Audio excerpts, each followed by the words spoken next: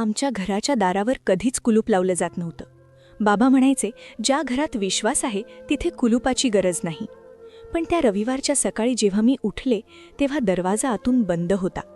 फक्त बंद नव्हता तर दोन्ही सळ्या घातल्या होत्या आणि बाहेरच्या बाजूला एक जाड साखळीही लावली होती. माझं मन धडधडलं. मी खिडकीतून बाहेर बघितलं तर आई अंगणात उभी होती, अगदी स्थिर, जसं काही विचारातच हरवली असावी. आमचं कुटुंब लहान होतं. मी, माझा धाकटा भाऊ विशाल, आई आणि बाबा.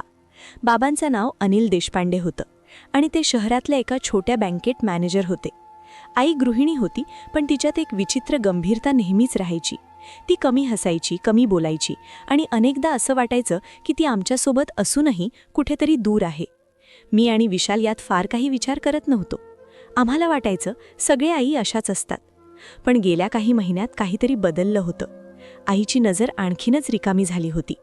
ती अचानक रात्री उठायची आणि तासनतास बाल्कनीत उभी राहायची. बाबा तिच्याशी बोलण्याचा प्रयत्न करायचे, पण ती फक्त मान हलवायची. मला आठवतं, एकदा रात्री मला पाणी प्यायला उठलं तेव्हा मी आईला पाहिलं. ती स्वयंपाकघरात एका कोपऱ्यात बसली होती, हातात चाकू धरून. काहीच कापत नव्हती, फक्त चाकू पाहत होती. जणू तो काही संदेश देत होता. आई, मी हळूच बोललो. ती चमकली. तिने लगेच चाकू खाली ठेवला आणि माझ्याकडे बघितलं. तिच्या डोळ्यात एक क्षणभर भीती दिसली, पण मग ती हसली. अरे, तुला जाग आली? काय रे, पाणी प्यायला? मी होकारार्थी मान हलवली, पण माझ्या मनात एक प्रश्न कोरत राहिला.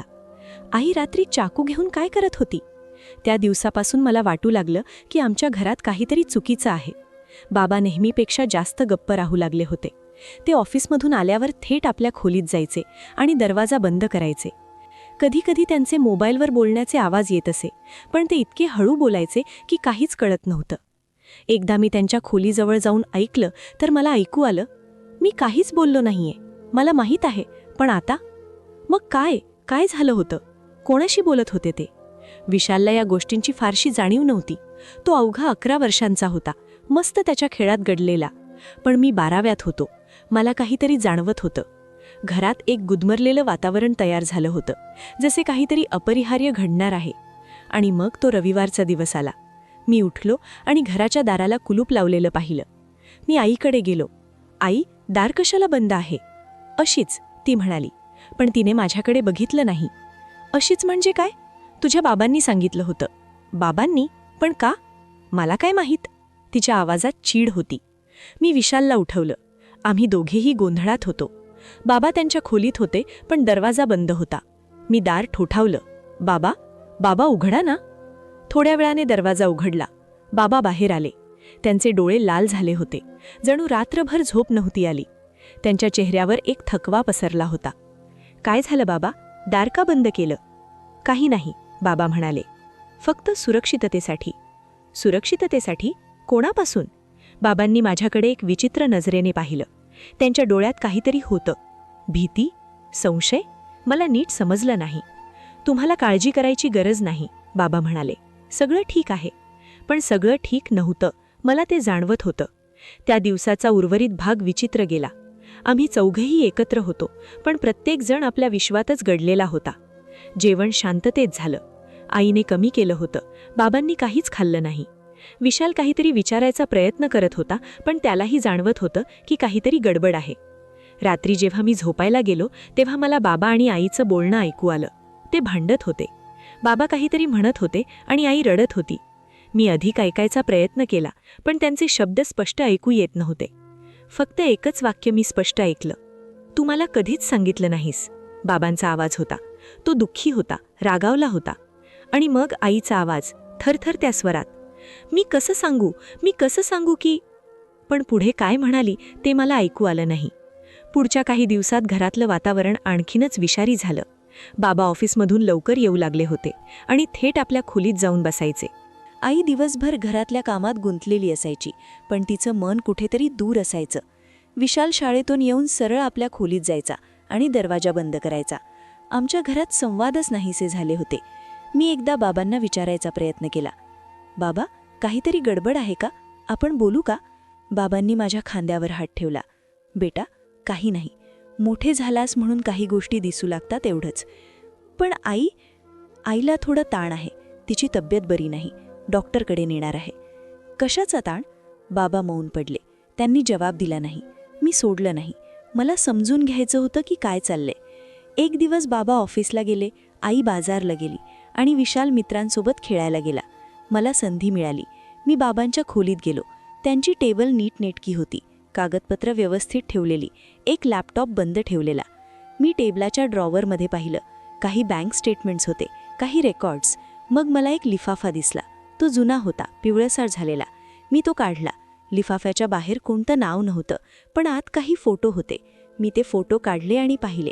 एका फोटोमध्ये आई होती, पण ती आजच्यासारखी नव्हती. ती तरुण होती, हसत होती. तिच्या बाजूला एक माणूस होता, तो बाबा नव्हता. माझं मन थांबलं. हे काय होतं? मी दुसरा फोटो पाहिला. तोही तोच माणूस आणि आई. दोघेही खूप आनंदी दिसत होते. तिसऱ्या फोटोमध्ये एक लहान मूल होतं, आईच्या मांडीवर बसलेलं. हा मुलगा मी किंवा विशाल नव्हतो, तर मग कोण? मी धडधडत्या हृदयानं आणखी शोधायला लागलो. तेवढ्यात मला आवाज ऐकू आला. आई परतली होती. मी लगेच फोटो परत लिफाफ्यात टाकले आणि ड्रॉवर बंद केला. मी खोलीतून बाहेर पडलो, अगदी सहजपणे. आई स्वयंपाकघरात होती. तिनं मला बघितलं. काय रे, काय करतोयस? काहीच नाही आई, फक्त अभ्यास करत होतो. तिनं मला एक विचित्र नजरेनं पाहिलं, पण काहीच विचारलं नाही. त्या रात्री मला झोप येईना. माझ्या मनात हजारो विचार फिरत होते. त्या फोटोंमधला माणूस कोण होता? ते मूल कोण होतं? आईचं भूतकाळ काय होतं? आणि सर्वात महत्त्वाचं, बाबांना हे सगळं माहीत होतं का? पुढच्या दिवशी मी विशालला विचारलं, तुला आपल्या घरातलं काहीतरी विचित्र वाटतंय का? विशालने माझ्याकडे बघितलं. होय, आई आणि बाबा खूप शांत राहतात. आधी असं नव्हतं. तुला काही ठाऊक आहे का? नाही, पण मला वाटतं त्यांच्यात काहीतरी चुकलंय. काय म्हणजे? मला माहीत नाही, पण आई कधीकधी रडते. मी ऐकलंय. माझं मन बुडालं. विशाल लहान होता, पण त्यालाही जाणवत होतं. दुसऱ्या दिवशी शाळेत मी एका मित्राशी बोललो. त्याच्या आईवडिलांचा घटस्फोट झाला होता. मी त्याला विचारलं, तुला कसं वाटलं तेव्हा? त्याने खांदे उडवले. सुरुवातीला वाईट वाटलं, पण नंतर समजलं की काही गोष्टी सुधारता येत नाहीत. तुला कसं कळालं की काहीतरी चुकलंय? ते भांडू लागले होते, रोज. नंतर बोलणंच बंद झालं. मग माझ्या आईने घर सोडलं. मला एक भीती वाटली. आमच्या घरातही असंच घडणार होतं का? त्या रात्रीच्या जेवणाच्या वेळी मी एक धाडस केलं. मी बाबांना विचारलं, बाबा, आपल्या लग्नाची फोटो मला बघायची आहे. बाबा चमकले. त्यांच्या हातातलं काटा खाली पडला. का? आईने विचारलं. तिचा आवाज तीव्र होता. अशीच, मला बघायची होती. बाबांनी एक दीर्घ श्वास सोडला. फोटो आहेत, पण आता कुठे आहेत माहीत नाही. कुठेतरी असतील ना? असतील, पण शोधायची वेळ नाही, असं म्हणून बाबांनी विषय संपवला. पण मला माहीत होतं ते लबाडी बोलत होते. त्या रात्री पुन्हा मी त्यांचं भांडण ऐकलं. यावेळी ते जोरात बोलत होते. तू तिला शोधलंस? आई म्हणाली. नाही, मी कसं शोधू? तू माझ्याशी काहीच शेअर केलं नाहीस. मी केलं होतं, तुझ्या लक्षातच नाही. माझ्या लक्षात नाही? तू कधी बोललीस? मी लग्नाआधी सांगितलं होतं. खोटं, तू कधीच सांगितलं नाहीस. मी हळूहळू त्यांच्या खोलीच्या दरवाजाजवळ गेलो. दरवाजा थोडा उघडा होता. आईचा आवाज आता रडत होता. मला माफ कर. मला वाटलं ते सगळं विसरलं आहे, पण ते परत आलंय. कोण परत आलंय? तो. कोण तो? आई काही बोलली नाही. बाबा चिडले. मीनल, मला सांग, कोण तो? मीनल, आईचं नाव. पण तिच्या स्वरात जो भीती होती ती मला पहिल्यांदाच ऐकायला मिळाली. तो माझा पहिला नवरा होता. माझ्या पायाखालची जमीन सरकली. आईचा पहिला नवरा? हे कसं शक्य आहे? मला कधीच माहीत नव्हतं. विशालला तर नक्कीच नाही. बाबांना माहीत होतं का? किंवा त्यांनाही नुकतंच कळलं? मी खोलीत गेलो आणि अंथरुणावर बसलो. माझं डोकं फिरत होतं. मला समजत नव्हतं काय विचार करावा. आईने पुन्हा लग्न केलं होतं. तिचा मागचा नवरा काय झाला? आणि ते मूल कोणाचं होतं? पुढचे काही दिवस मी संपूर्णपणे गोंधळात होतो. मी आईशी बोलू शकत नव्हतो. बाबांनाही काहीच विचारू शकत नव्हतो. विशालला काहीच सांगू शकत नव्हतो. मी एकटाच होतो या सत्याच्या ओझ्याखाली. पुढच्या दिवशी मी शाळेतून लवकर घरी आलो. बाबा घरीच होते. ते सुट्टीवर होते. मी आत गेलो तर ते सोफ्यावर बसले होते. हातात एक ग्लास विस्की. बाबा कधीच पीत नव्हते, पण आता ते पीत होते. बाबा, तुम्ही ठीक आहात? त्यांनी माझ्याकडे बघितलं. त्यांचे डोळे धुसर झाले होते. ठीक आहे. मी त्यांच्या बाजूला बसलो. बाबा, मला काही विचारायचंय. विचार. मी धैर्य करून विचारलं. आई, तिचं आधी लग्न झालं होतं का? बाबांचा चेहरा काळवंडला. त्यांनी ग्लास खाली ठेवला. तुला कसं कळालं? मी ऐकलं. बाबांनी डोकं खाली घातलं. हो, तिचं आधी लग्न झालं होतं. कोणाशी? मला सगळं माहीत नाही. तिनं मला फारसं काही सांगितलं नाही. फक्त एवढंच सांगितलं की तिचं पहिलं लग्न चुकलं होतं. घटस्फोट झाला होता. घटस्फोट? मग तो माणूस कुठे आहे? मला माहीत नाही. मिनलने सांगितलं की तो गेला. कुठे गेला, काय झालं, काही सांगितलं नाही. मी विचारलं नाही. मला वाटलं भूतकाळ आहे. पण आत्ता काय झालंय? बाबांनी माझ्याकडे बघितलं. त्यांच्या डोळ्यात अश्रू होते. तो परत आलाय. माझं हृदय धडधडलं. कसं? त्यानं मिनलला फोन केलाय. तिला भेटायचंय म्हणतोय. का? मला माहीत नाही, पण मिनल घाबरलीये. ती म्हणतेय तो धोकादायक आहे. धोकादायक म्हणजे? बाबा मौन पडले. त्यांनी पुन्हा विस्की घेतली. मला माहीत नाही. मिनल बोलत नाही. ती फक्त म्हणतीये मला त्याला भेटायचं नाहीये. तो माझ्या आयुष्यात परत येऊ नये. मी गोंधळलो. पण घटस्फोट झालाय ना, मग तो परत काय येणार? घटस्फोट झालाय, पण काही गोष्टी कागदावर संपत नाहीत. मला काहीच समजत नव्हतं. बाबांनी माझ्या खांद्यावर हात ठेवला. बेटा, तुला काळजी करायची गरज नाही. सगळं सांभाळीन मी. पण त्यांच्या आवाजात विश्वास नव्हता. त्या रात्री आई पुन्हा रडत होती. मी तिच्या खोलीजवळ गेलो. दरवाजा उघडा होता. ती अंथरुणावर बसली होती. हातात एक फोटो. तोच फोटो जो मी बाबांच्या ड्रॉवरमध्ये पाहिला होता. आई? ती चमकली. तिने फोटो लगेच खाली ठेवला आणि पुसलं तिचे डोळे. काय रे? मी आत गेलो. आई, तू ठीक आहेस का? तिने होकारार्थी मान हलवली.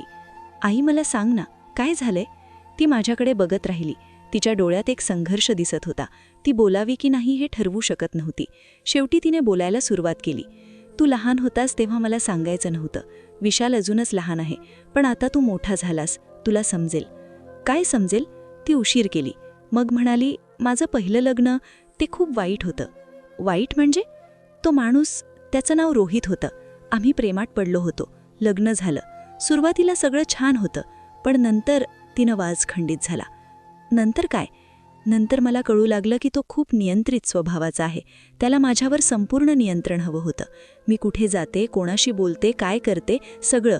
तो माझ्यावर संशय घ्यायचा, रागवायचा आणि तिनं थांबलं. आणि मारायचा. माझं मन थरथरलं. आई पुढे बोलली. मी सहन केलं. वर्षभर. मग मला समजलं की हे चालणार नाही.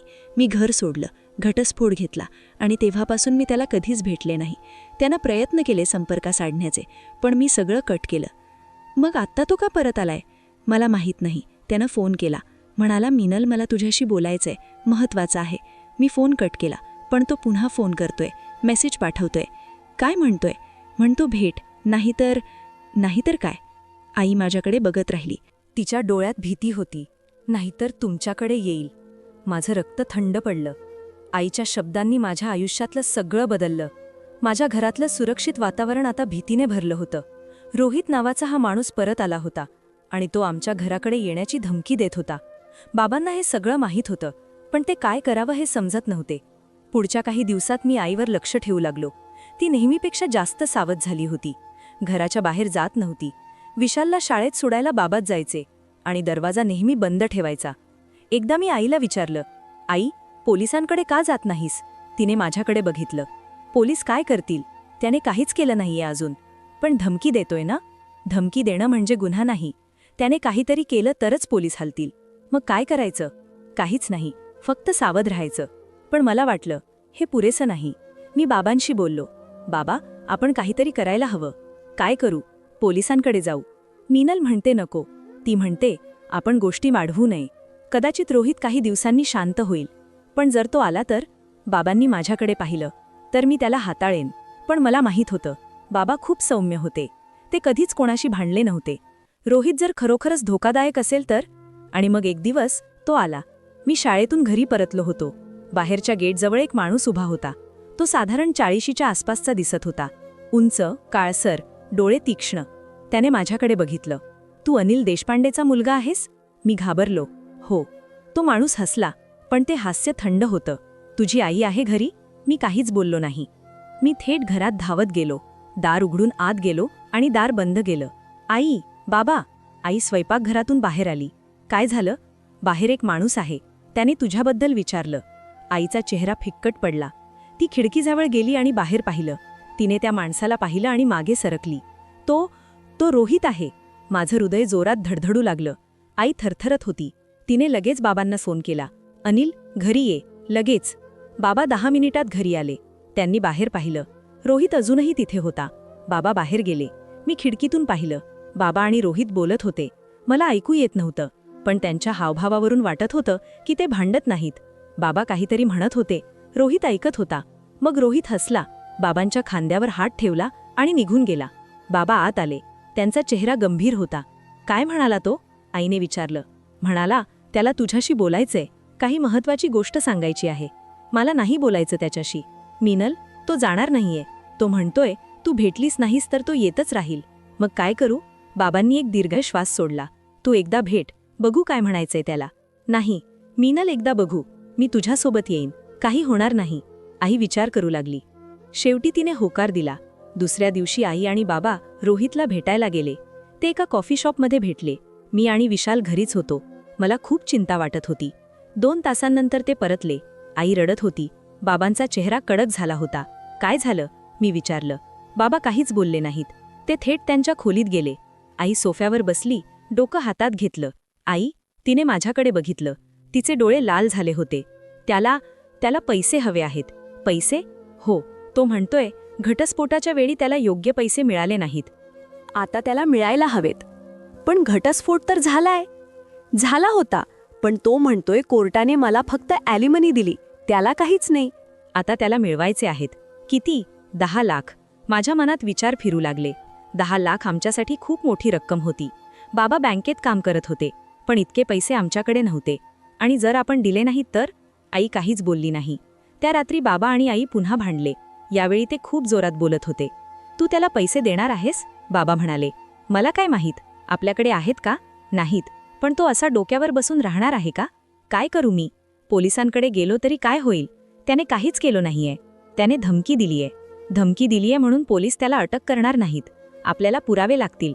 मग पुरावे गोळा कर. कसे? बाबा काहीच बोलले नाहीत. मी पुढच्या काही दिवसात रोहितचा मागोवा घ्यायचा प्रयत्न केला. मला माहीत होतं हे चुकीचं आहे, पण मला काहीतरी करायचं होतं. मी शाळेतून परतताना त्याला शोधायचा प्रयत्न करायचो. एकदा मी त्याला आमच्या घराजवळच पाहिलं. तो एका गाडीत बसला होता.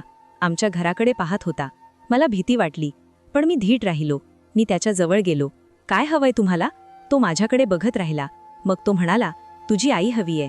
तिला तुमच्याशी काही बोलायचं नाहीये. मला काय? मला माझे पैसे हवेत. तुम्हाला काय हक्क आहे? हक्क? तिने माझं आयुष्य ध्वस्त केलं. आता मला नुकसान भरपाई हवीये. तुम्ही तिला मारलं होतात? तो हसला. कोणी सांगितलं तुला? ती खोटं बोलतीये. मी तिला कधीच हात लावला नाही. मी विश्वास ठेवत नाही. तुझा विश्वास ठेवायचा नाही. फक्त तिला सांग पैसे द्यायला. नाहीतर काय? त्याने खिडकी बंद केली आणि गाडी सुरू केली. तुम्हाला कळेलच. तो गेला. मी घरी गेलो आणि बाबांना सगळं सांगितलं. बाबा संतापले. तू त्याच्या जवळ का गेलास? मला माहीत करायचं होतं. तू लहान मुलगा आहेस. तू काहीच करू नकोस. पण आपण काहीच करत नाहीयेत. बाबांचा चेहरा तणावग्रस्त झाला. मी करतोय. मी पोलिसांशी बोललोय. पण त्यांना पुरावे हवेत. कोणते पुरावे? धमक्या, हिंसा, काहीतरी. आत्तापर्यंत त्याने फक्त बोललंय. ते पुरेसं नाही. मग कसं पुरेसं होईल? रोहित नियमितपणे आमच्या घराजवळ येऊ लागला. कधी गाडीतून पाहायचा, कधी फोन करायचा.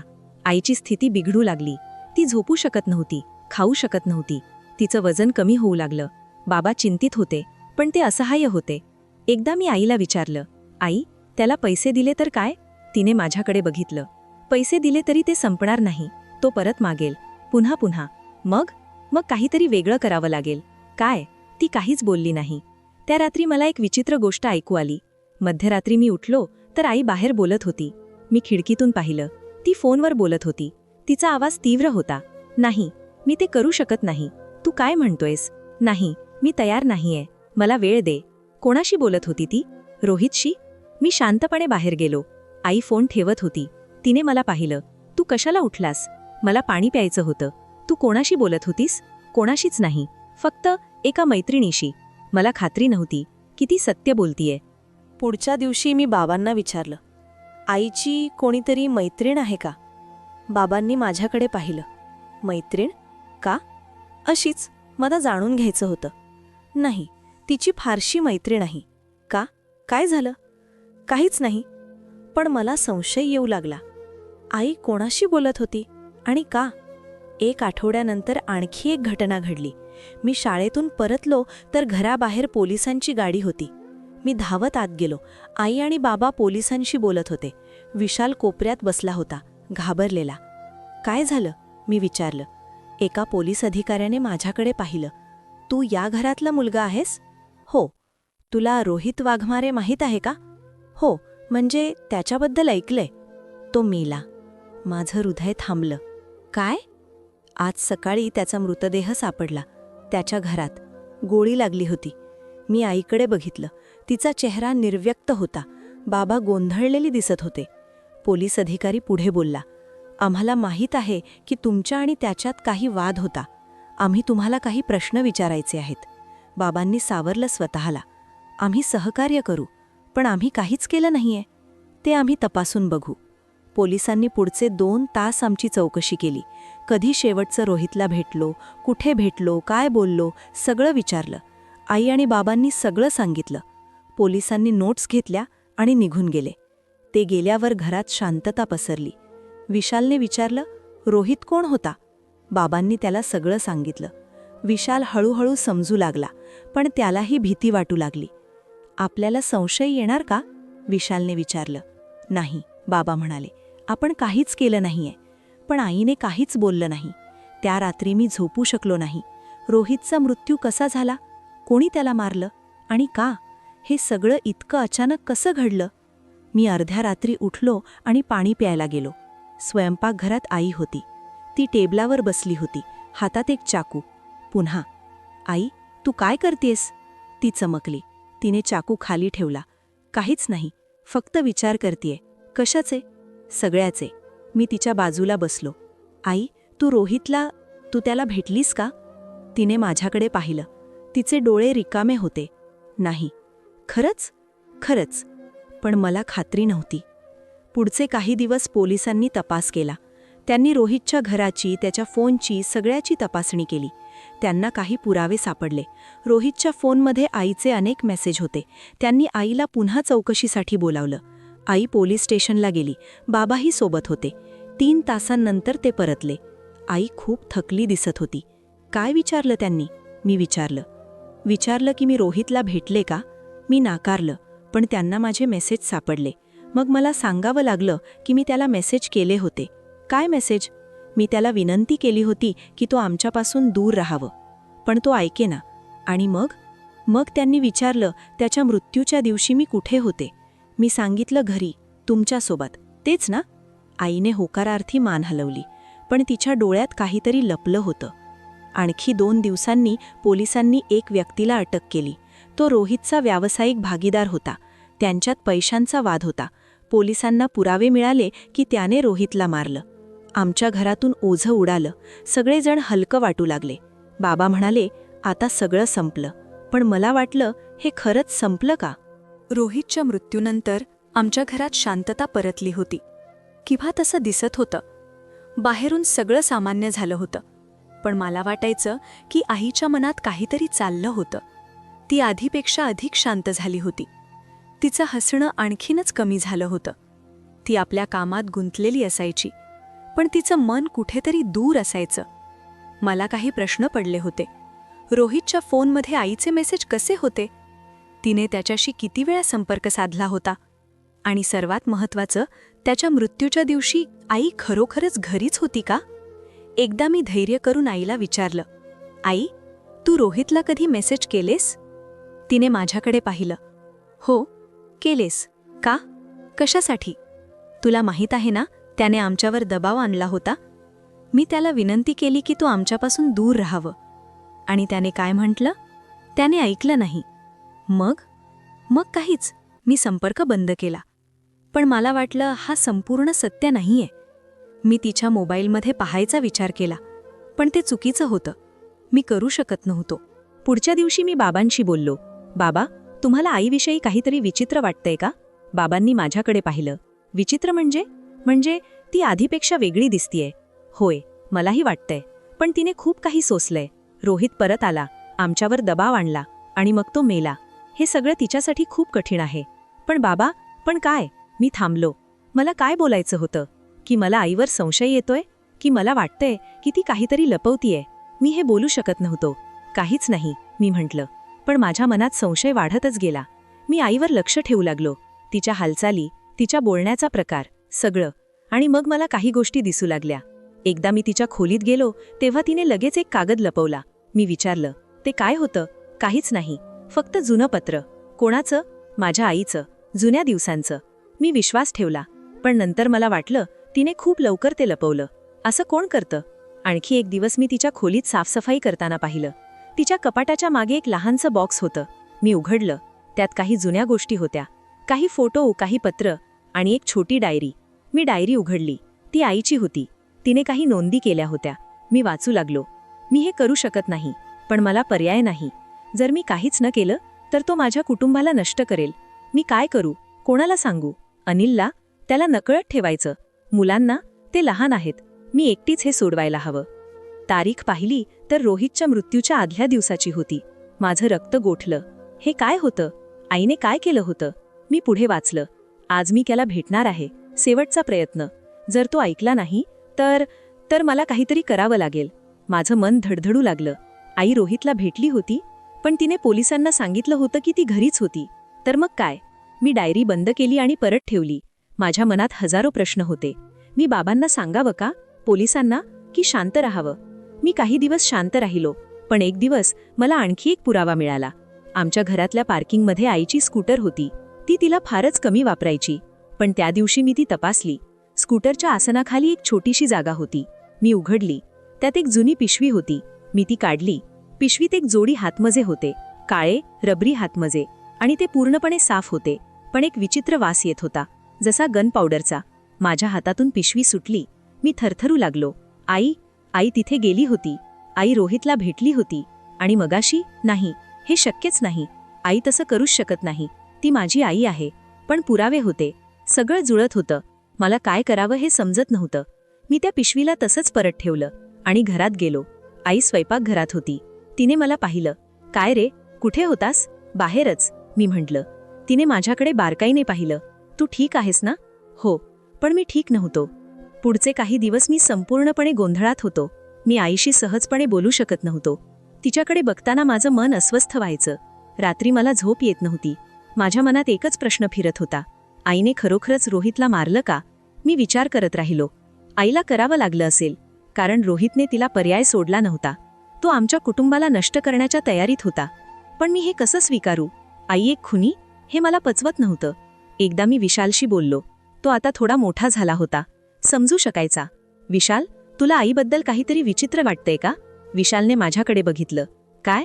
म्हणजे ती आधीपेक्षा वेगळी आहे? होय, ती खूप शांत राहते. कधी कधी मला वाटतं ती आपल्यासोबत नाहीये. तुला काय वाटतं, का तशी आहे? विशालने खांदे उडवले. कदाचित रोहितच्या मृत्यूमुळे, पण आमचा नव्हता. तो आईचा पहिला नवरा होता. आईला त्याचं दुःख का व्हायला हवं? विशाल काही क्षण विचार करत राहिला. कदाचित तिला अपराधी वाटतंय. अपराधी? का? कारण तिने त्याला सोडलं होतं आणि आता तो मेला. कदाचित तिला वाटतंय की तिने काहीतरी वेगळं केलं असतं तर? मी विशालचं बोलणं ऐकत होतो. त्याला काहीच माहीत नव्हतं. त्याला माहीत नव्हतं की आईने काय केलं असेल. विशाल, जर तुला कळालं की आईने काहीतरी चुकीचं केलं असेल तर तू काय कराल? विशालने माझ्याकडे गंभीरपणे पाहिलं. आईने काहीच चुकीचं केलं नसेल, पण जर केलं असेल तर? तिला कारण असेल. मी विशालचं उत्तर ऐकून थोडा आश्चर्यचकित झालो. तो इतका समजदार कसा होता? पण मला अजूनही निर्णय घ्यायचा होता. मी बाबांना सांगावं का? पोलिसांना? की शांत राहावं? एक रात्र मी आईशी बोलायचं ठरवलं. ती बाल्कनीत बसली होती, चहा पित होती. मी तिच्या बाजूला बसलो. आई, मला तुझ्याशी काहीतरी बोलायचंय. तिने माझ्याकडे बघितलं. बोल. मी एक दीर्घ श्वास घेतला. मला माहीत आहे. काय माहीत आहे? तू रोहितला भेटली होतीस. आईचा चेहरा फिक्कट पडला. तिने चहाचा कप खाली ठेवला. तुला कसं कळालं? मी तुझी डायरी वाचली. आई काही क्षण शांत राहिली. मग तिने डोक्याने होकार दिला. हो, मी त्याला भेटले होते. का सांगितलं नाहीस? कारण मला माहीत होतं कोणीही समजून घेणार नाही. मला सांग ना, काय झालं? आईने डोळे बंद केले. तिच्या चेहऱ्यावर एक थकवा दिसत होता. मी त्याला भेटले, त्याच्या घरात. मी त्याला विनंती केली की तो आमच्यापासून दूर राहावं, पण तो ऐकेना. तो म्हणाला, पैसे न मिळाले तर तो तुमच्यावर हल्ला करेल, तुमच्या आणि विशालच्या शाळेत येईल. माझं मन धडधडलं. मी विचारलं. आई काही क्षण शांत राहिली, मग बोलली. मग मी त्याला मारलं. माझ्या मनात सगळं थांबलं. मी ऐकलं, पण विश्वास बसत नव्हता. तू मारलंस? आईने डोळे उघडले. तिच्या डोळ्यात अश्रू होते. होय, मी पिस्तूल नेली होती. माझ्या एका जुन्या मित्राकडून घेतली होती. मला माहीत नव्हतं मी वापरू शकेन का, पण जेव्हा तो म्हणाला की तो तुमच्यावर हल्ला करेल, तेव्हा मी विचार नाही केला. मी फक्त गोळी झाडली. माझ्या डोळ्यासमोर अंधार पडला. मी काहीच बोलू शकत नव्हतो. आई पुढे बोलली, मला माफ कर. मला माहीत आहे मी चुकीचं केलं, पण मला पर्याय नव्हता. मी तुमचं रक्षण करायला हवं होतं. पण आई, मला माहीत आहे तू मला कधीच माफ करणार नाहीस. पण तू एक गोष्ट समज, मी जे केलं ते तुमच्यासाठी केलं, तुमच्या आणि विशालच्या सुरक्षिततेसाठी. मी काहीच बोलू शकलो नाही. मी फक्त तिच्याकडे बघत राहिलो. माझी आई एक खुनी होती. तिने माझ्या हातावर हात ठेवला. तू कोणाला सांगणार?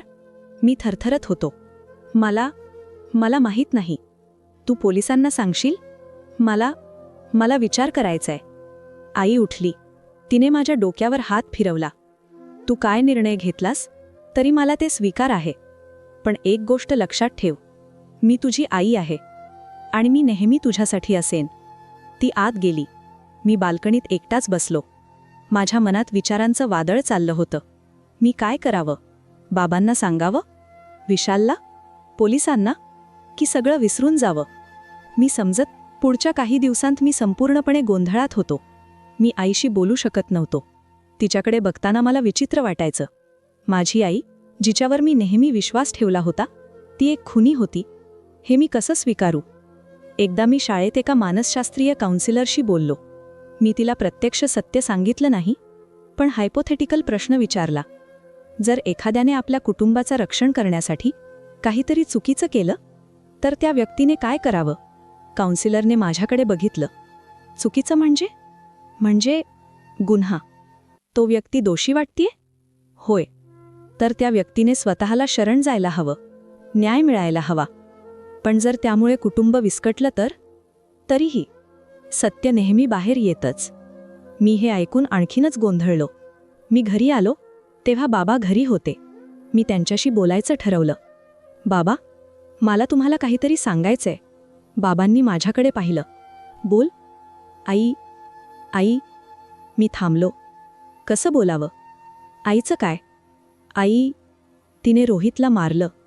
बाबांचा चेहरा गोठला. त्यांनी माझ्याकडे पाहिलं. जणू ते माझ्या शब्दांवर विश्वास ठेवत नाहीत. काय म्हणालास? आईने रोहितला मारलं. तिने मला स्वतः सांगितलं. बाबा खाली बसले. त्यांचा चेहरा निस्तेज झाला. कसं? मी त्यांना सगळं सांगितलं. डायरी, हातमुजे, आईचं बोलणं, सगळं. बाबा ऐकत राहिले. शेवटी त्यांनी विचारलं, मीनलने तुला सांगितलं? होय. बाबा डोकं हातात घेऊन बसले. काही मिनिटे ते तसेच राहिले. मग ते उठले. मला तिच्याशी बोलायचंय. बाबा आईच्या खोलीत गेले. मी बाहेरच थांबलो. ते जोरात बोलू लागले. मीनल, हे खरं आहे? अनिल, सांग मला, हे खरं आहे का? होय. एक शांतता. मग बाबांचा आवाज, खचून गेलेला. तुम्हाला सांगितलं का नाहीस? मी कसं सांगू? तू समजून घेणार होतास का? मी पोलिसांना सांगतो. नाही. अनिल, नको. मीनल, तू खून केलायस. मी कसं लपवू? तुमच्या कुटुंबासाठी केलं. तुमच्यासाठी. माझ्यासाठी? मी कधीच विचारलं नाही तुला असं करायला. पण रोहितने धमकी दिली होती. त्याने आमच्या मुलांवर हल्ला करायचं म्हटलं होतं. बाबा शांत झाले. मग त्यांनी विचारलं, आता काय करायचं? मला माहीत नाही. मी पोलिसांना सांगतो. नाही. अनिल, मुलांचा विचार कर. त्यांचं काय होईल? मुलांचं? तू त्यांच्याबद्दल विचार करत होतीस का जेव्हा तू खून केलास? मला पुढे ऐकवत नव्हतं. मी आपल्या खोलीत गेलो. विशाल तिथे होता. काय झालं? त्याने विचारलं. मी काहीच बोललो नाही. भैया, सांग ना. मी त्याच्याकडे बघितलं. त्याचे निरागस डोळे. त्याला काहीच माहीत नव्हतं. मी कसं सांगू? विशाल, मी म्हटलं, आपल्या घरात काहीतरी घडणार आहे. पण तू घाबरू नको. मी तुझ्या सोबत आहे. काय घडणार आहे तुला लवकरच कळेल. त्या रात्री मला झोप आली नाही. मी विचार करत राहिलो. बाबा पोलिसांना सांगणार होते. मग काय होईल? आईला अटक करतील, न्यायालयात खटला चालेल, शिक्षा होईल, आमचं कुटुंब विस्कटेल. पण हा न्याय होता. आईने चूक केली होती, तिला शिक्षा मिळायला हवी होती. पण दुसरीकडे आईने हे सगळं आमच्या सुरक्षिततेसाठी केलं होतं. रोहित धोकादायक होता. त्याने आमच्यावर हल्ला करण्याची धमकी दिली होती. आईने काय करायचं होतं? मी गोंधळात होतो. सकाळी उठलो तेव्हा बाबा घरात नव्हते. आई स्वयंपाकघरात होती. तिचे डोळे लाल झाले होते, रात्रभर रडल्यासारखे. आई, बाबा कुठे आहेत? ऑफिसला गेले आहेत. त्यांनी काही सांगितलं? आईने मान हलवली. त्यांनी म्हटलं, त्यांना विचार करायचाय. विचार? काय? पोलिसांना सांगायचं की नाही? मला एक संधी दिसली. आई, तू पळून जाणार नाहीस ना? तिने माझ्याकडे पाहिलं. नाही, मी तुमच्यापासून कधीच दूर जाणार नाही. जे काही होईल ते होईल, पण मी तुम्हाला सोडणार नाही. मी तिच्याजवळ गेलो, तिला मिठी मारली. ती रडू लागली. मला माफ कर, ती म्हणाली. मला माफ कर बेटा. मला काहीच बोलता येईना. दुपारनंतर बाबा घरी आले. त्यांच्या चेहऱ्यावर एक निश्चयीपणा होता. त्यांनी आम्हा सगळ्यांना हॉलमध्ये बोलावलं. मी, विशाल आणि आई एकत्र बसलो. मी खूप विचार केला आणि मला समजलं की मला काय करायला हवंय. आई थरथरत होती. मी पोलिसांना सांगणार नाहीये. आईने अचानक बाबांकडे पाहिलं. काय? मी सांगणार नाहीये, पण यासाठी माझी अट आहे. काय अट? तू तुझ्या जबाबदारी स्वीकारशील आणि जर कधी सत्य बाहेर आलं तर तू स्वतः पोलिसांकडे जाशील. आई होकारार्थी मान हलवत होती. होय, मी करेन. बाबांनी माझ्याकडे पाहिलं. आणि तू? मी काय म्हणावं हे समजत नव्हतं. मी बाबांच्या निर्णयाशी सहमत होतो का? मला माहीत नव्हतं. बाबा, पण हा न्याय आहे का? न्याय? बाबा म्हणाले. न्याय म्हणजे काय? रोहितने आमच्यावर हल्ला करायचं ठरवलं होतं. त्याला मारणं ही आत्मरक्षा होती. पण आईने त्याच्या घरी जाऊन त्याला मारलं. मला माहीत आहे. पण पोलिसांना असं वाटलं नाही. त्यांना असं वाटलं की त्याच्या व्यावसायिक भागीदाराने केलंय. त्या व्यक्तीला अटक झालीये, त्यालाच शिक्षा होईल. पण बाबा, ते चुकीचं आहे. मला माहीत आहे. पण आपल्या कुटुंबाची काळजी घ्यायचीय. जर मीनलला अटक झाली तर आपलं कुटुंब विस्कटेल. तू आणि विशाल, तुम्ही कसे जगाल? मी गोंधळलो. बाबा बरोबर होते का? की ते चुकीचं करत होते? विशालने विचारलं. काय चाललंय? मला काहीच समजत नाहीये. बाबांनी विशालला सगळं सांगितलं. विशाल शॉक झाला. तो आईकडे बघत राहिला. आई, तू? आईने विशालला मिठी मारली. मला माफ कर बेटा. मला माफ कर बेटा.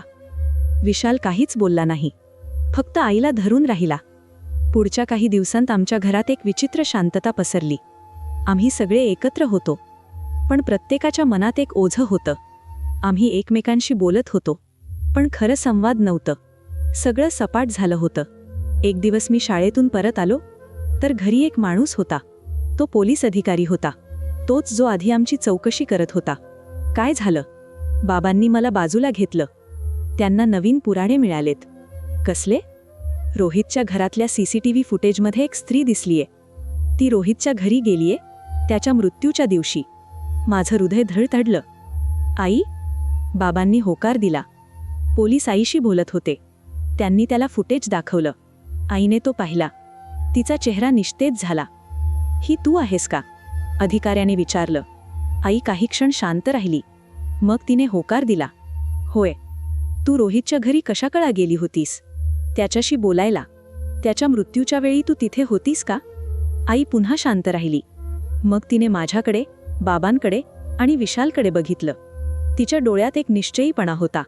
होय, ती म्हणाली. मी त्याला मारलं. सगळं थांबलं. अधिकाऱ्याने तिच्याकडे पाहिलं. तू स्वीकार करतेस? होय, मी रोहितला मारलं. मी पिस्तूल घेऊन गेले होते. त्याला गोळी झाडली. अधिकाऱ्यांनी तिला अटक केली. त्यांनी तिच्या हातात हातकड्या घातल्या. आई शांतपणे उभी राहिली. बाबा पुढे गेले. मीनल, अनिल, आई म्हणाली, मुलांची काळजी घे. त्यांना सांग मी त्यांच्यावर प्रेम करते. मीनल, मी तुझ्यासाठी वकील आणतो. नको, मी जे केलं ते मला माहीत आहे. मी परिणाम स्वीकारते. पोलिसांनी तिला घेऊन जायला सुरुवात केली. मी धावत तिच्याजवळ गेलो. आई, तिने माझ्याकडे पाहिलं. तिच्या डोळ्यात अश्रू होते. तू मजबूत राहशील ना? विशालची काळजी घेशील? होय आई. मला माफ कर. मी तुझ्यावर रागवलो नाहीये आई. तिने हसण्याचा प्रयत्न केला. मला माहीत आहे, तू चांगला मुलगा आहेस. पोलिसांनी तिला बाहेर नेलं. मी, बाबा आणि विशाल तिथेच उभे राहिलो. आमच्या आयुष्यातलं सगळं काही क्षणात बदललं होतं. आईला अटक झाल्यानंतर आमचं आयुष्य पूर्णपणे बदललं. बाबांनी तिच्यासाठी वकील नेमला, पण आईने कबूलनामा दिला होता. ती सगळं कोर्टात सांगणार होती. खटल्याच्या दिवशी मी आणि बाबा कोर्टात गेलो. विशालला आम्ही घरी ठेवलं होतं. तो अजून खूप लहान होता हे सगळं समजून घ्यायला. कोर्टरूम भरला होता. रोहितचं कुटुंबीय तिकडे बसलं होतं. आईला शिक्षा मिळावी असं त्यांना वाटत होतं. आईला आत आणलं. ती शांत होती, पण तिच्या चेहऱ्यावर एक थकवा होता. वकिलांनी आपापल्या बाजू मांडल्या. आईच्या वकिलाने सांगितलं की आईने आत्मरक्षणासाठी हे केलं. रोहितने धमक्या दिल्या होत्या. आमच्या कुटुंबाला धोका होता. पण दुसऱ्या बाजूच्या वकिलाने सांगितलं की आई रोहितच्या घरी गेली होती. ती पूर्वनियोजित खून होती. न्यायाधीशांनी आईला विचारलं, तुम्ही काय म्हणाल? आई उभी राहिली. तिने सगळ्यांकडे पाहिलं. मग बोलू लागली. मी ज्या माणसाला मारलं तो माझा पहिला नवरा होता. आमचं लग्न नरकाहून वाईट होतं. त्याने माझ्यावर शारीरिक आणि मानसिक अत्याचार केले. वर्षभर मी सहन केलं. मग मी सुटलो, घटस्फोट घेतला आणि नवीन आयुष्य सुरू केलं. तिने एक श्वास घेतला. वर्षानंतर तो परत आला. त्याला पैसे हवे होते. मी नाकारलं. तेव्हा त्याने माझ्या मुलांना धमक्या द्यायला सुरुवात केली. त्याने म्हटलं की तो त्यांच्या शाळेत येईल, त्यांना इजा करेल. मी घाबरले. मी काय करावं हे समजत नव्हतं. तिचा आवाज खंडित झाला. मी पोलिसांकडे जायचा विचार केला, पण मला वाटलं ते काहीच करणार नाहीत. त्याने अजून काहीच केलं नव्हतं, फक्त धमक्या देत होता. मग मी एक निर्णय घेतला, चुकीचा निर्णय. मी त्याला मारायचं ठरवलं. सगळे शांत होते. मी एका जुन्या मित्राकडून पिस्तूल घेतलं. मी त्याच्या घरी गेले. मी त्याला शेवटचा प्रयत्न केला, त्याला समजावलं, पण तो ऐकेना. तो हसला माझ्यावर, म्हणाला, तू काहीच करू शकत नाहीस. मग मी गोळी झाडली. तिने माझ्याकडे बघितलं. मला माफी नाही मागायची. मी जे केलं ते चुकीचं होतं, पण मी माझ्या मुलांचं रक्षण करायला हवं होतं. जर मला पुन्हा तीच परिस्थिती आली तर मी कदाचित तेच करेन. न्यायाधीशांनी तिच्या शब्दांचा विचार केला. खटला काही दिवसांनी पुढे ढकलला गेला. आम्ही घरी आलो. बाबा खूप शांत होते. त्यांना काहीच बोलता येत नव्हतं. बाबा, मी म्हटलं, आईला किती शिक्षा होईल? बाबांनी माझ्याकडे पाहिलं. वकिलाने म्हटलं, 10 ते 15 वर्ष. माझं मन बुडालं. 10 ते 15 वर्ष? तोपर्यंत मी मोठा होईन, विशालही. आई सगळं चुकवणार होती. पुढच्या काही आठवड्यात खटला चालू राहिला. अनेक साक्षीदार बोलले. काही जण आईच्या बाजूने होते, काही रोहितच्या बाजूने. कोर्टरूम एक रणांगण झालं होतं. शेवटी निकाल आला. न्यायाधीशांनी आईला 12 वर्षांच्या कठोर कारावासाची शिक्षा सुनावली. आत्मरक्षणाचा युक्तिवाद फेटाळला गेला, कारण आई पूर्वनियोजितपणे शस्त्रासह रोहितच्या घरी गेली होती. आई शांतपणे निकाल ऐकत होती. तिने कोणतीही प्रतिक्रिया दिली नाही. कोर्टरूमच्या बाहेर मी तिला भेटलो. आम्हाला फक्त 5 मिनिटं मिळाली. आई, बेटा, ती म्हणाली, तू आणि विशाल मजबूत राहा. बाबांची काळजी घ्या आणि लक्षात ठेव, मी तुमच्यावर प्रेम करते. आई, मी तुला भेटायला येईन. नको, तू तुझ्या आयुष्यावर लक्ष दे. शिकून व्हा, काहीतरी मोठं करा. माझ्याबद्दल विसर. मी कधीच विसरणार नाही. तिने माझ्या गालावर हात फिरवला. तू चांगला मुलगा आहेस. तुझ्यावर मला अभिमान आहे. पोलिसांनी तिला घेऊन जायला सुरुवात केली. आई, मी ओरडलो. तिने मागे वळून पाहिलं. तिच्या डोळ्यात अश्रू होते, पण ती हसली. एक दुःखी पण शांत हास्य. मग ती निघून गेली. आईच्या तुरुंगवासानंतर आमचं घर वेगळंच झालं. सगळं काही तिथेच होतं. फर्निचर, वस्तू, आठवणी, पण घर रिकामं वाटायचं. आई नसल्याने असं वाटायचं की आमच्या घरातलं हृदयच काढून घेतलं आहे. बाबा आणखी शांत झाले. ते ऑफिसला जायचे, परतायचे, काम करायचे, पण त्यांच्यात आधीचा जीव नव्हता. अनेकदा मी त्यांना रात्री एकटे बसलेले पाहायचो, हातात विस्कीचा ग्लास, डोळे रिकामे. ते आईला दोष देत होते का, स्वतःला? मला नेमकं माहीत नव्हतं. विशाल बदलला होता. तो आधी खुळखुळा हसणारा होता, आता तो गप्प होता. शाळेतून येऊन थेट खोलीत जायचा. मित्रांसोबत खेळायला जात नव्हता. रात्री अनेकदा त्याचं रडणं ऐकू यायचं. एकदा मी त्याच्या खोलीत गेलो. तो अंथरुणावर बसला होता, हातात आईचा फोटो. विशाल? त्याने माझ्याकडे पाहिलं. त्याचे डोळे लाल झाले होते. मला आईची आठवण येते. मी त्याच्या बाजूला बसलो. मलाही. ती कधी परत येईल? 12 वर्षांनी. 12 वर्ष खूप लांब आहेत पण आपण त्याची वाट पाहू. विशालने माझ्याकडे पाहिलं. तुला वाटतं आईने चुकीचं केलं का? मी विचार केला. हा प्रश्न मी स्वतःला अनेकदा विचारला होता. मला माहीत नाही, मी म्हटलं. आईने जे केलं ते कायद्याने चुकीचं होतं, पण तिच्या दृष्टीने ती आमचं रक्षण करत होती. मग ते चुकीचं कसं? कारण 2 चुका एक बरोबर बनवत नाहीत. रोहित चुकीचं करत होता, पण आईने त्याला मारलं तेही चुकीचं होतं. विशाल गोंधळात दिसत होता. पण तुला एक गोष्ट समज, मी म्हटलं. आई आमच्यावर प्रेम करते. तिने जे काही केलं ते आमच्यासाठी केलं. आपण तिला दोष देऊ नये. विशालने होकार दिला. महिने गेले. आम्ही आमच्या आयुष्यात पुढे जाण्याचा प्रयत्न करत होतो. मी 12वीत परीक्षा दिली. चांगले गुण आले. विशाल 8वीत गेला. बाबा बँकेत काम करत होते. आम्ही महिन्यातून एकदा आईला भेटायला जायचो. तुरुंगात ती वेगळीच दिसायची. तिचे केस पांढरे होऊ लागले होते. चेहरा कृश झाला होता. पण तिच्या डोळ्यात अजूनही ती शांतता होती. तुम्ही कसे आहात? ती विचारायची. ठीक आहोत, मी म्हणायचो. बाबा? ते ठीक आहेत. पण आम्ही दोघेही जाणत होतो की हे खोटं आहे. आम्ही ठीक नव्हतो. आम्ही तुटलेलो होतो. एक दिवस मी कॉलेजमध्ये असताना बाबांचा फोन आला. त्यांचा आवाज गंभीर होता. घरी ये, लगेच. मी घाबरलो. काय झालं? फोनवर नाही, येऊन बघ. मी धावत घरी गेलो. बाबा हॉलमध्ये बसले होते. हातात काही कागदपत्र. काय झालं बाबा? त्यांनी माझ्याकडे पाहिलं. त्यांचा चेहरा तणावग्रस्त होता. मला आज एक पत्र मिळालं. रोहितच्या वकिलाकडून.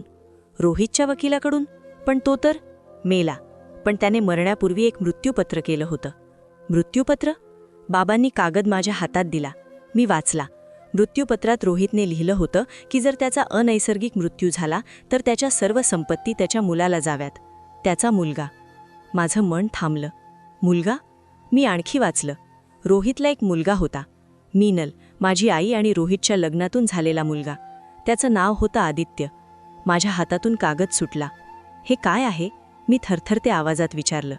बाबांनी डोकं खाली घातलं. मीनलने मला कधीच सांगितलं नाही. तिला रोहितपासून एक मुलगा होता. कुठे आहे तो? मला माहीत नाही. मृत्यूपत्रात फक्त नाव आहे, पत्ता नाही. माझं डोकं फिरायला लागलं. माझा एक भाऊ होता. आणखी एक भाऊ. मला कधीच माहीत नव्हतं. बाबा, आपण आईला विचारायला हवं. मी विचारलं. काय म्हणाली? तिने होकार दिला. तिला एक मुलगा होता, पण लग्न मोडल्यानंतर रोहितने तो घेतला. मीनलने त्याला परत मिळवण्याचा प्रयत्न केला, पण कोर्टाने रोहितच्या बाजूने निर्णय दिला. मग मीनलने त्याचा शोध सोडला. ती पुढे गेली, नवीन आयुष्य सुरू केलं. आणि ती मुलगा कुठे आहे माहीत नाही. कदाचित रोहितच्या नातेवाईकांकडे असेल. मला एक विचार आला. बाबा, आपण त्याला शोधायला हवं. का? कारण तो आमचा भाऊ आहे आणि आणखी कदाचित त्याला सत्य माहीत असावं. बाबा काही क्षण विचार करत राहिले. मग त्यांनी होकार दिला. ठीक आहे, आपण शोधू. आम्ही आदित्यचा शोध सुरू केला.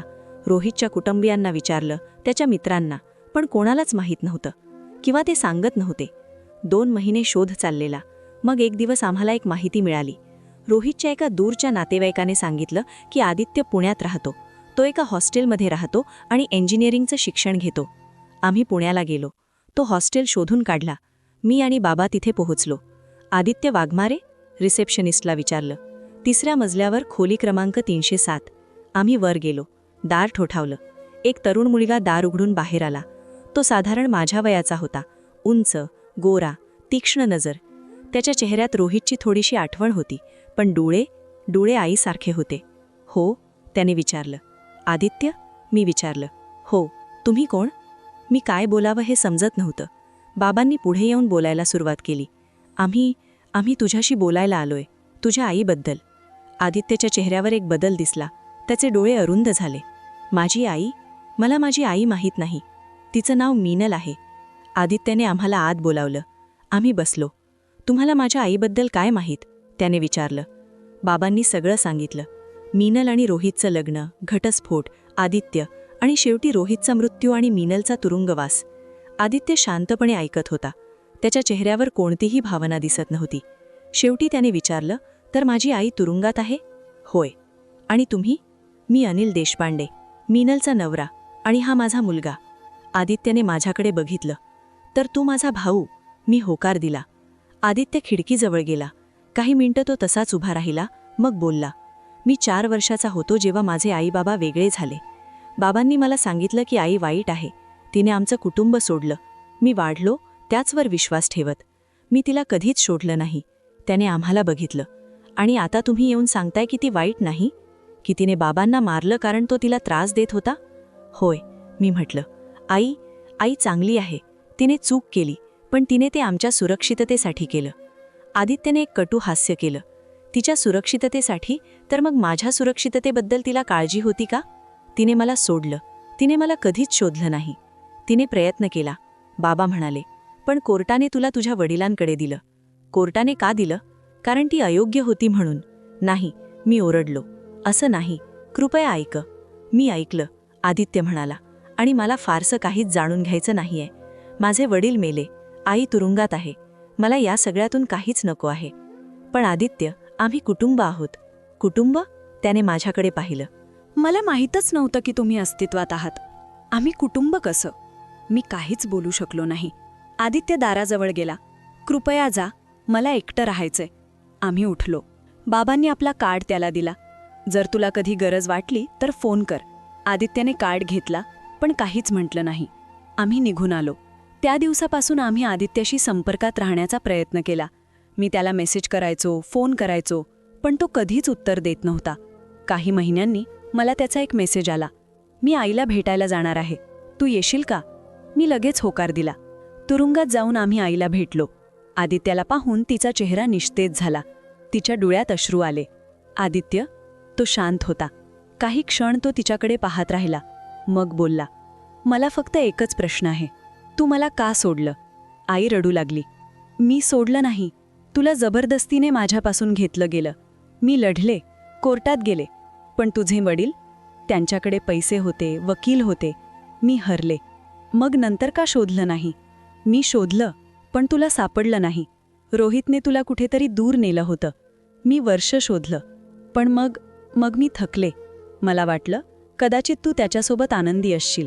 मग मी पुढे गेले आणि नवीन कुटुंब केलं. होय, पण तू नेहमी माझ्या मनात होतास. दररोज मी तुझ्याबद्दल विचार केला. मला आश्चर्य वाटलं, तू कसा दिसत असशील, काय करत असशील. आदित्य काही क्षण शांत राहिला. मग त्याने विचारलं, तू बाबांना मारलंस? होय. का? आईने सगळं सांगितलं. रोहितच्या धमक्या, तिची भीती, तिचा निर्णय. आदित्याने ऐकलं. शेवटी तो उठला. मला विचार करायचा आहे. तो निघून गेला. मी आईकडे बघितलं. ती पूर्णपणे तुटली होती. सगळं माझ्यामुळे झालं, ती म्हणाली. माझ्या मुलांचं आयुष्य उद्ध्वस्त झालं. असं नाही आई, मी म्हटलं. आम्ही ठीक आहोत. पण ती माझ्या शब्दांवर विश्वास ठेवत नव्हती. बाहेर आल्यावर आदित्य वाट पाहत होता.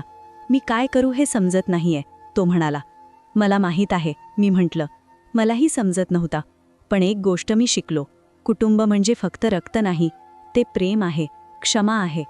तू तिला क्षमा केलीस का? मी थांबलो. मी आईला क्षमा केली होती का? खरंच. मी प्रयत्न करतोय, मी म्हटलं. दररोज. आदित्यने माझ्याकडे पाहिलं. त्याच्या डोळ्यात एक गोंधळ होता, पण त्यात काहीतरी मऊपणाही होता. कदाचित मीही प्रयत्न करेन, तो म्हणाला. आम्ही तिथून निघालो. एकत्र. 12 वर्ष लांब आहेत, पण आम्ही वाट पाहू. कारण कुटुंब हाच आमचा आधार आहे. तुटलेलं, विस्कटलेलं, पण तरीही आपलं. आणि शेवटी आम्ही समजलो, प्रेम म्हणजे नेहमी सोपं नाही. कधी ते वेदनादायक असतं, गुंतागुंतीचं असतं, पण तरीही ते खरं असतं. आईने जे केलं ते चुकीचं होतं, पण तिने ते प्रेमाच्या अंधारात हरवून केलं. आणि आता त्या अंधारातून बाहेर येण्याचं काम आमचं होतं. एकत्र. कुटुंब म्हणून. मित्रांनो, तुम्हाला ही कथा कशी वाटली ते कमेंट करून नक्की कळवा. आणि तुम्ही ही कथा महाराष्ट्राच्या कोणत्या भागातून बघत आहात तेही सांगायला विसरू नका. पुन्हा भेटूयात अशाच एका कथेसह. तोपर्यंत धन्यवाद.